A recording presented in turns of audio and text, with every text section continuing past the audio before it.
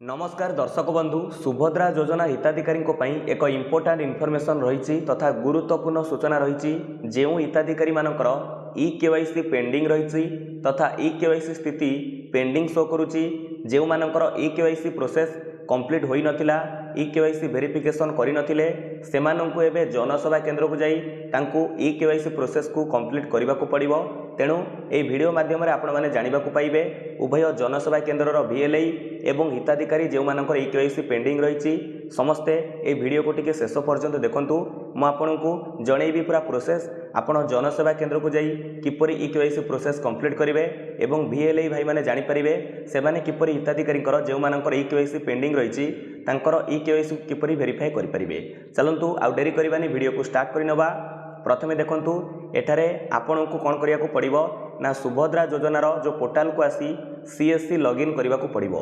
आपनकर CSC ID और password दे एठारे आपण CSC लॉगिन हे जांतु।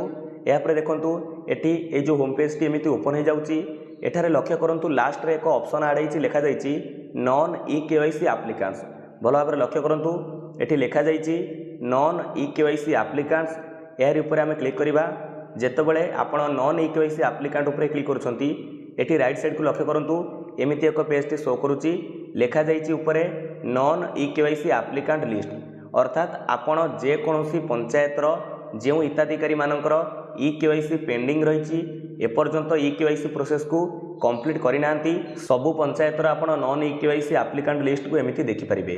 तेणु प्रथमे आपण को कोन करिया को पड़िबो एठी आपणकर डिस्ट्रिक्ट को बाछिबा को पड़िबो। आपणकर जिला को एठी सिलेक्ट करंतु या पर आपणकर ब्लॉक सिलेक्ट करंतु तापरे आपणकर ग्राम पंचायत को सिलेक्ट करंतु से हिताधिकारी जनक केउ ग्राम पंचायत रे जाउछंती धरि नियंतु आपणकर जनसेवा केंद्र को जड़े हिताधिकारी आसछंती तांकर ई केवाईसी पेंडिंग रही तेणु तांकर ग्राम पंचायत एठी सिलेक्ट करिवे।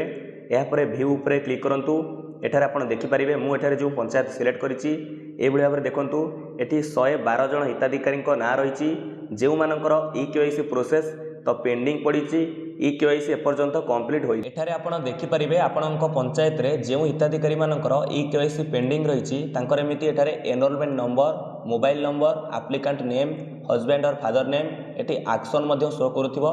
आपण एठारु री ई केवाईसी ऊपर क्लिक करी तांकर ई केवाईसी प्रोसेस को कंप्लीट करि परिबे।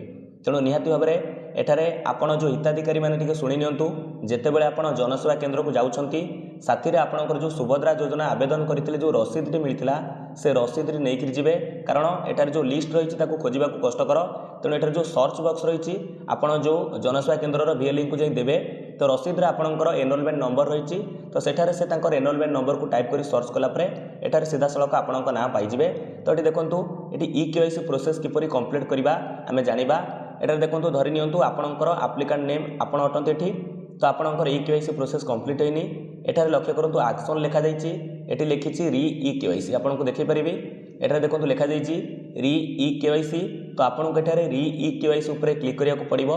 या पर देखंतु आपण जेतेबेले री ई केवाईसी ऊपर क्लिक करूछंती एबळे भाबरे यूजर कंसेंट पेज टी ओपन हो जाउची। एठारे आपण तळकु स्क्रॉल करिवे ए जो फांका कर रही से टिक मार्क दियंतु या पर लिखा जाईची proceed to verify e KYC यार ऊपर क्लिक करिवे। तापर देखंतु एठारे आपनको दुईटी मेथड मिल जिवो ई केवाईसी वेरिफिकेशन लिखा जाईची प्रथमे रही फिंगरप्रिंट द्वितीय रही आई रेटिना। तेणु ओटीपी थिले आपण घरे बसी ओटीपी जरिए ओटीपी देकरी आपणकर ई केवाईसी प्रोसेस को कंप्लीट करि परिथांते। तेणु एठी फिंगरप्रिंट रही एवं आई रेटिना रही बा आई स्कैन जरिए आपण एठी ई केवाईसी प्रोसेस कंप्लीट करि परिबे बा ई केवाईसी वेरिफिकेशन करि परिबे तथा फिंगरप्रिंट जरिए मध्ये आपण ई केवाईसी वेरिफिकेशन करि परिबे। तेणु एठारे स्टार्ट ई केवाईसी ऊपर आपण क्लिक कले तो आपण को अनुसार एठी मेथड चूज करंतु। तो धरि नियंतु आमे एठी फिंगरप्रिंट जरिए ई केवाईसी वेरिफिकेशन करिबा तो आमे एठी फिंगरप्रिंट गोले ऊपर क्लिक कले तापर स्टार्ट ई केवाईसी ऊपर क्लिक कले तापर देखंतु आपनकर जो फिंगर डिवाइस रही छे ऑन होबो हिताधिकारी माने तांकर आंगुठी टिप देबे या पर तांकर ई केवाईसी वेरिफिकेशन होई जिवो। तापर आपण स्टेटस चेक करी देखि परिबे कि आपनकर ई केवाईसी स्थिति आ पेंडिंग शो करू नथिवो कंप्लीट शो करथिवो। तेणु निहाती भाबरे आगामी फेज रो जो आगामी पर्यायर जो पैसा मिलबा को जाउची तेणु कर निहाती भाबरे आपनकर जो ई केवाईसी पेंडिंग रही ताको कोन करंतु ना कंप्लीट करंतु। प्रोसेस आपनको जणैली उभय हिताधिकारी VLI भाई माने जानि परिले नितांत रूपे हिताधिकारी मानकु सहयोग करंतु एवं हिताधिकारी मानकु अनुरोध आपण माने जनसेवा केंद्र रे तो जो कलिकजिया नक सहयोग करूँ हिताधिकारी जो VLI भाई मानक सहयोग करूँ से सहजरे आपंकर ये भाव में EKYC वेरिफिकेशन करेंगे। तो भावुँ भिडियोटी आपंप बहुत ही गुरुत्वपूर्ण था। जदि भिडियोटी भल लगी भिडियो को लाइक करूँ आपंकर सांगसाथी मानक शेयर करूँ समस्ते जानीपर। विदाय दिंतु। नमस्कार। जय हिंद, जय भारत, जय जगन्नाथ।